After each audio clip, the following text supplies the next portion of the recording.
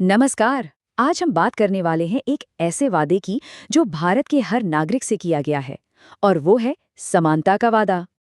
ये सिर्फ कहने की बात नहीं है, बल्कि एक जबरदस्त कानूनी सच्चाई है। तो आखिर ऐसी क्या चीज है जो ये पक्का करती है कि कोई भी, चाहे कितना भी अमीर हो या ताकतवर, कानून से ऊपर बिल्कुल नहीं है? इसका जवाब हमारे संविधान के दिल में छुपा है। ये सिर्फ नियमों की एक किताब नहीं, बल्कि हर नागरिक को दिया गया एक गारंटी कार्ड है। एक ऐसा कवच जो हमें किसी भी तरह की नाइंसाफी से बचाता है। तो इन्हें मौलिक यानी फंडामेंटल कहते क्यों हैं? देखिए, सिंपल सी बात है, ये हमारे लोकतंत्र की नींव हैं। जैसे एक इमारत बिना मजबूत नींव के खड़ी नहीं रह सकती, ठीक वैसे ही एक इंसान इन अधिकारों के बिना पूरी तरह से विकसित हो ही नहीं सकता। ये हमारे सम्मान की गारंटी है। ओके, तो ये तो साफ हो गया कि हमारे पास ये अधिकार हैं। लेकिन एक मिनट, अगर कोई इन्हें हमसे छीनने की कोशिश करे तो क्या? इनकी रक्षा करेगा कौन? चलिए उस पूरे सिस्टम को समझते हैं जो इन अधिकारों का गारंटर है।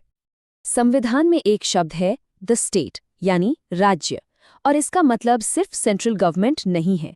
इसमें भारत सरकार और संसद, राज्यों की सरकारें, आपकी सिटी का नगर निगम, गांव की पंचायत और सरकार के कंट्रोल वाली हर अथॉरिटी शामिल है। मतलब सरकार का हर हिस्सा आपके अधिकारों की रक्षा के लिए जिम्मेदार है। और अब आती है सबसे जबरदस्त बात। आर्टिकल 13 कहता है कि कोई भी सरकार, चाहे वो कितनी भी पावरफुल क्यों ना हो, ऐसा कोई कानून नहीं बना सकती जो इन मौलिक अधिकारों को कम करे या छीन ले।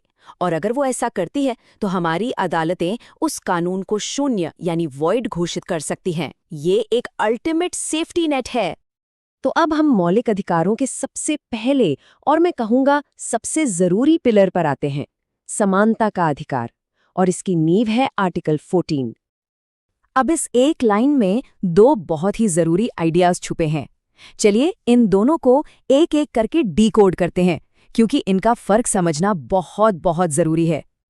तो देखिए, पहला हिस्सा है कानून के समक्ष समानता। ये ब्रिटिश कॉन्सेप्ट है। इसका मतलब बिल्कुल सीधा है, कानून के सामने सब बराबर, चाहे प्रधानमंत्री हो या एक आम नागरिक, कोई स्पेशल ट्रीटमेंट नहीं। फिर आता है दूसरा हिस्सा, कानूनों का समान संरक्षण। ये एक अमेरिकन कॉन्सेप्ट है और थोड़ा अलग है। ये कहता है कि जो लोग एक जैसी सिचुएशन में हैं, उनके साथ एक जैसा बर्ताव करो। लेकिन ये सरकार को ये पावर भी देता है कि वो जरूरतमंद लोगों जैसे महिलाओं या बच्चों के लिए कुछ खास कानून बनाए, ताकि उन्हें भी बराबरी का मौका मिले।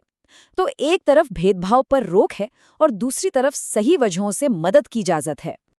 ठीक है, तो ये सिद्धांत तो बहुत अच्छा है, पर असल जिंदगी में कैसे काम करता है, जमीन पर कैसे उतरता है ये? चलिए देखते हैं। यहाँ आता है आर्टिकल 15, और ये बिल्कुल साफ साफ कहता है कि स्टेट यानी सरकार किसी भी नागरिक के साथ सिर्फ, और मैं फिर से कह रही हूँ, सिर्फ धर्म, नस्ल, जाति, लिंग या जन्मस्थान के आधार पर भेदभाव नहीं कर सकती। और इसका असर क्या होता है? इसका मतलब ये है कि जो पब्लिक प्लेसेस हैं, दुकानें, होटल, सड़कें, कुएं, वो सबके लिए खुले हैं, पीरियड। किसी को उसकी जाति या धर्म की वजह से कहीं आने जाने से रोका नहीं जा सकता।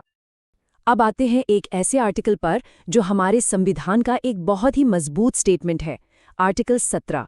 ये बिना किसी अगर या मगर के कहता है, अस्पृश्यता यानी छुआछूत को खत्म किया जाता है, खत्म, और इसे किसी भी रूप में मानना एक दंडनीय अपराध है। ये हमारे समाज पर लगे एक बहुत बड़े कलंक को मिटाने के लिए एक क्रांतिकारी कदम था। ओके, अब इस समानता की तस्वीर को पूरा करते हैं।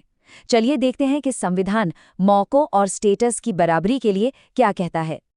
ये है आर्टिकल 16, और ये कहता है कि जब बात सरकारी नौकरियों की आएगी तो सबको रेस शुरू करने के लिए एक ही स्टार्टिंग लाइन मिलेगी। किसी को भी उसके धर्म, जाति या लिंग की वजह से उस रेस से बाहर नहीं किया जा सकता। काबिलियत ही पैमाना होनी चाहिए। और आखिर में आर्टिकल 18, ये जन्म से मिलने वाले किसी भी स्पेशल स्टेटस पर फुल स्टॉप लगाता है। राजा, महाराजा, नवाब जैसी सारी उपाधियां खत्म, क्योंकि समानता के इस दौर में किसी की पहचान उसके काम से होनी चाहिए, उसके खानदान से नहीं। तो यहाँ एक सवाल उठता है, भारत रत्न या पद्म अवार्ड्स का क्या? वो भी तो टाइटल्स जैसे लगते हैं। सुप्रीम कोर्ट ने इसको बिल्कुल क्लियर किया है। ये टाइटल्स नहीं, अवार्ड्स हैं, यानी सम्मान। ये किसी को कोई स्पेशल प्रिविलेज नहीं देते, बल्कि उनकी असाधारण काम को सम्मानित करते हैं। इसलिए ये आर्टिकल 18 के खिलाफ नहीं है। तो इन सबको जोड़कर देखें तो आर्टिकल्स 12 से लेकर 18 तक ये सब मिलकर एक ऐसे समाज की नींव रखते हैं जहां आपकी कीमत आपके जन्म से नहीं, आपके कर्म से तय होती है, जहां कानून सबका रक्षक है, किसी एक का नहीं। लेकिन सोचिए, इस समानता का, इस इक्वालिटी का फायदा ही क्या अगर हमें उससे जीने की, बोलने की और एक्सप्रेस करने की आज़ादी ही ना हो? ये एक बहुत बड़ा सवाल है ना? और यही सवाल हमें ले जाता है हमारे अगले पड़ाव पर, क्योंकि समानता और स्वतंत्रता ये तो एक ही सिक्के के दो पहलू हैं।